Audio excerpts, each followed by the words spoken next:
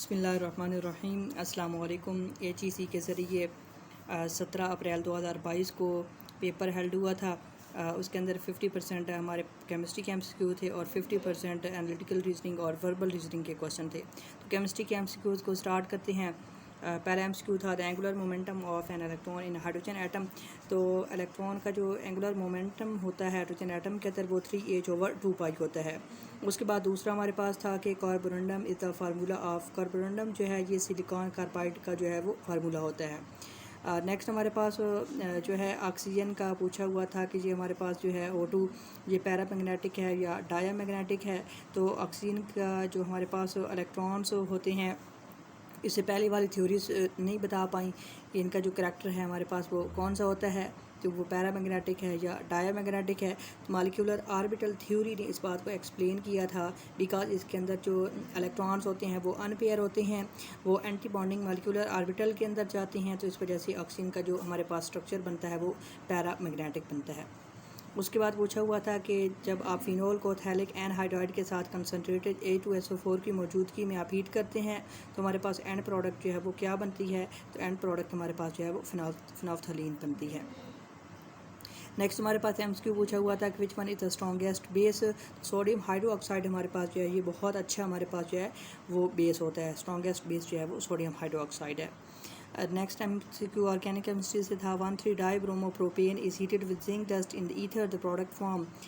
Zinc जो है जब आप इसको डाइब्रोमोप्रोपेन के साथ रिएक्ट करवाते हैं तो जिंक क्या करता है, प्रोपीन को रिमूव कर देता है और ZnBr2 बनाता है।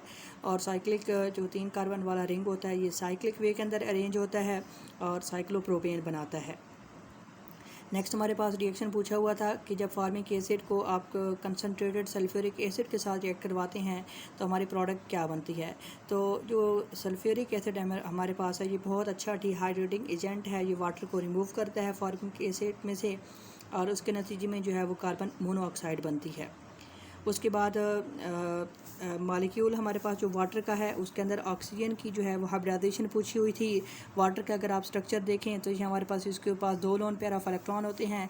इसकी अगर ज्योमेट्री की बात की जाए तो ज्योमेट्री हमारे पास इसकी टेट्राहेड्रल बनती है और इसकी शेप की बात की जाए तो वो वी या बेंट शेप उसकी बनती है।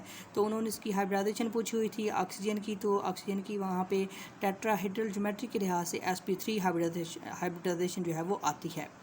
नेक्स्ट हमारे पास है एक्यूपलेशन जो है हमारे पास प्रोसेस पूछा हुआ था कि इस मेटल को रिफ़ाइन करने के लिए इस्तेमाल किया जाता है। तो एक्यूपलेशन हमारे पास जो है ये एक रिफ़ाइनिंग प्रोसेस है मेटलर्जी के अंदर और इसके अंदर हम क्या करते हैं, बहुत ज़्यादा टेम्परेचर के ऊपर आप मुख्तलिफ़ किस्म के जो ऑपरेशन हैं उनको परफॉर्म करते हैं और इसमें चाहे गोल्ड है चाहे सिल्वर है उसको आप बेस से कैसे सेपरेट करते हैं।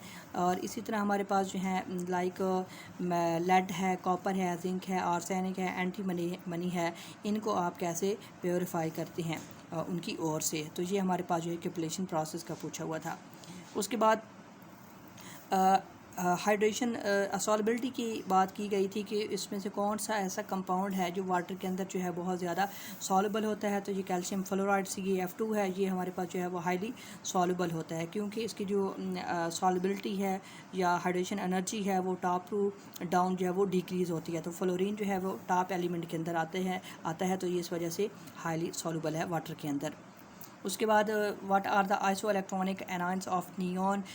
तो नियॉन के अंदर जो है जो इसके सेम इलेक्ट्रॉन रखने वाले हैं एनाइन वो कौन से हैं, तो ये हमारे पास पूछा हुआ था एक क्वेश्चन। तो इसमें हमारे पास मुख्तलिफ़ किस्म के एनाइंस आ जाते हैं, फ्लोरीन आ जाता है, ऑक्सीजन आ जाता है, नाइट्रोजन आ जाता है, इसी तरह एल्यूमिनियम आ जाता है, मैग्नीशियम आ जाता है, सोडियम आ जाता है। तो ये सारे के सारे ऐसे एलिमेंट हैं जो कि आइसो इलेक्ट्रॉनिक हैं नियॉन के। तो इसमें ऑप्शन में जो था वो O2 नेगेटिव जो था वो हमारा इसका एनाइन बनता है। इसमें जो इलेक्ट्रॉन होते हैं वो नियॉन के और O2 नेगेटिव के सेम होते हैं।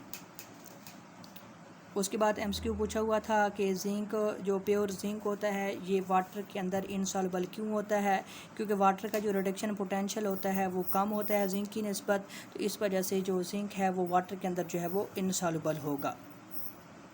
उसके बाद नेक्स्ट एमसीक्यू हमारे पास पूछा हुआ था स्टेबल कन्फर्मेशन ऑफ साइक्लोहेक्सीन।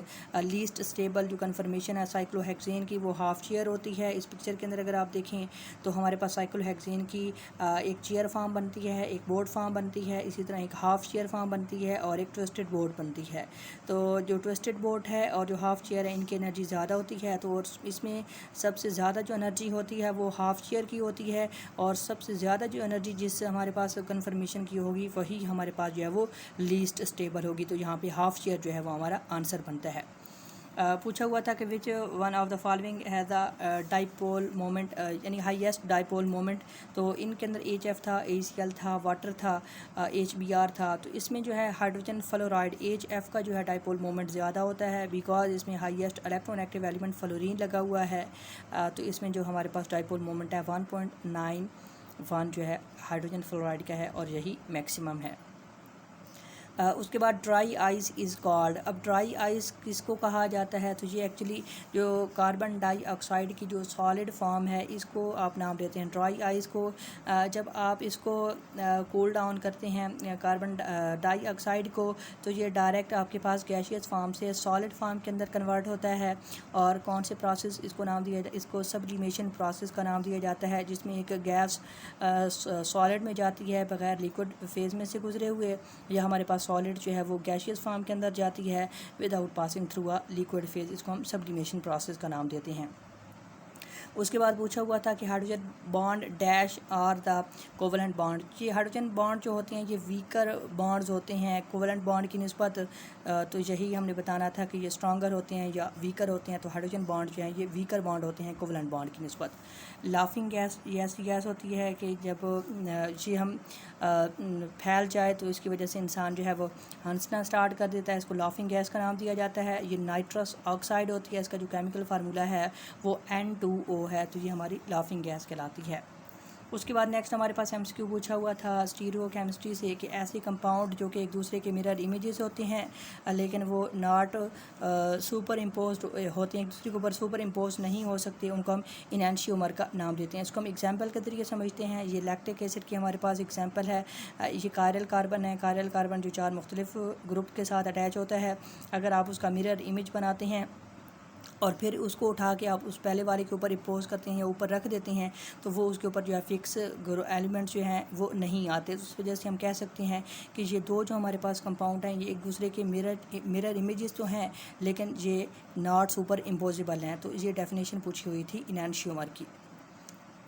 उसके बाद spin quantum number S has value. तो स्पिन क्वांटम नंबर जो है हमारे पास जो वैल्यू दी हुई थी 1/2 था, प्लस का माइनस का, इस तरह 1/3 1/4। तो ये हमारे पास जो spin quantum number actually spin को ज़ाहिर करते हैं।